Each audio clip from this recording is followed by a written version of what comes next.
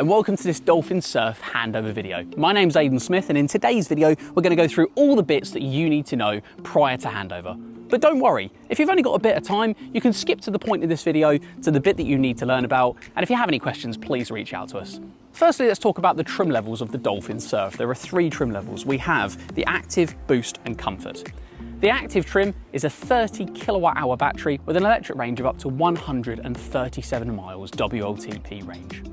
The Boost and the Comfort trims both have a 43.2 kilowatt hour battery pack, with the Boost trim having 200 miles WLTP range and the Comfort trim up to 193 miles of WLTP range.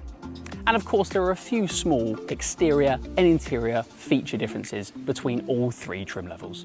So firstly, let's talk about key button controls. We have this button here to lock the vehicle, this one to unlock the vehicle. We can click this button twice to release the boot lock, and we can hold this button for around 3 to 4 seconds and it will get the vents going in the car. A fantastic feature. Another cool feature of the Dolphin Surf is the NFC smartphone integration. Through the BYD app, you can then set it up so that your car key is on your smartphone, and you can even share it with your friends as well. All you need to do is, when it's all activated, you can just scan it on the driver's mirror of a Dolphin Surf to lock and unlock. When it comes to batteries and charging, I've mentioned the size of the batteries before. So we can charge on AC charging up to 11 kilowatts, and it comes standard with one of these cables that charges up to 11 kilowatts. And that's 3.5 hours charge from 0 to 100% on an Active trim, and it's up to 5 hours on a Boost or Comfort trim. We also have this cable comes standard as well, which is our 3-pin plug socket charger, and that comes standard for the Dolphin Surf. When it comes to DC rapid charging, we can charge from 30 to 80% in under half an hour on all trim levels as well. We also can use vehicle to load technology as standard in a Dolphin Surf. Though the cable is an optional feature, you can optionally purchase that cable through one of our local parts departments. If you don't know, vehicle to load allows you to use the vehicle's power battery to power particular devices. Anything electric that you can think of that uses a 3-pin plug, we can plug that in and we can use it directly from the vehicle. The Dolphin Surf has 308 litres of boot capacity.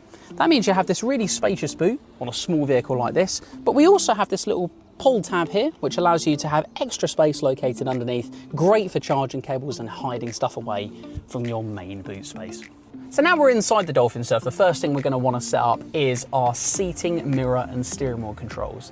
The first one to always set up is your seat. Now you might have manual seats or electronic seats, but we're just going to find the controls for that located down the side here, which allows us to adjust our seating. You can see on this electric version here we have our electric seating controls where we can move this backwards and forwards, we can move the back part backwards and forwards as well, find the seating to our right position, and that's all set up. The next thing is going to be our mirror controls. Our mirror controls are located on this side just here, and we've got a button that allows us to choose the left or right mirror, and then we can find, using the up, down, left and right arrows, the best position for our mirrors and move those to where they need to be. We can even control our mirror located up here as well. So that's a manual adjustment for the mirror. And there's this little thing that you can press here. You can push it backwards and forwards. What it does is it keeps your mirror position, but just blurs it slightly for nighttime. So maybe if someone's got their full beam on behind you at nighttime, you can just flick it away and flick it back when you want it back to its main view in the daytime. So next it's going to be our steering wheel controls. We have controls on the left and right hand side. So left hand side first.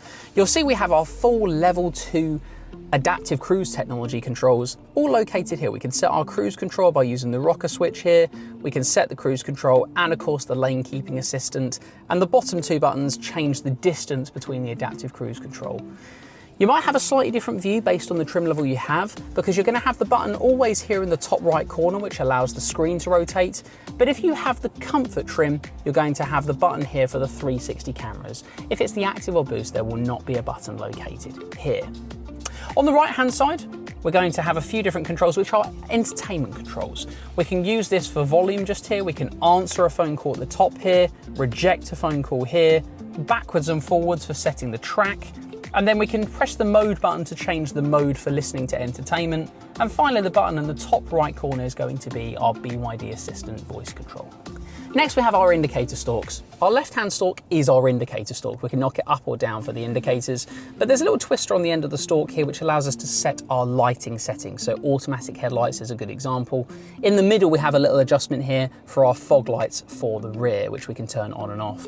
On the end there is a button also which allows you to go through the trip computer here to see trip A or B or your total odometer. Okay. On the right hand side here, this stalk is going to control our windscreen wipers. We can press it down once to clear the screen once, but we actually have intensity settings for the automatic wipers, and if we knock it up and down, that allows us to control our full windscreen wiper settings. We now have our center console controls. Located in the center here, we have a rotary style gear shift selector similar to the BYD Dolphin. Really nice feature here, where of course we can start the vehicle here, but we can get going straight away with a foot on the brake and clicking it into drive and reverse. And the park button is located on the very end. We then have our driving mode controls here. We can set the car into sport, eco or normal. We have a winter mode located here. We have our auto stop feature. So of course, when you stop the vehicle, it will auto hold. So also known as auto hold. Our hazard warning lights here. We can turn on and off the air conditioning feature. We can turn on and off the fans, and we can activate the front windscreen aircon features. Finally, with a volume scroller located at the end. Finally, if you do have the comfort trim, you will also have a wireless charging area for your smartphone. We also have some connectivity located down here with a USB-C connection, a USB connection, and a micro SD card connection with a 12-volt charging at the top here. The next thing is our touchscreen, or our rotating touchscreen, which is standard on the Dolphin Surf. We have two ways of doing this. On the steering wheel just here, we can press this, and that's going to change the orientation for me. And the second way of doing it is on the touchscreen just there. I can press it and it will go straight back into orientation. I can choose whichever one works best for me, and that works perfectly.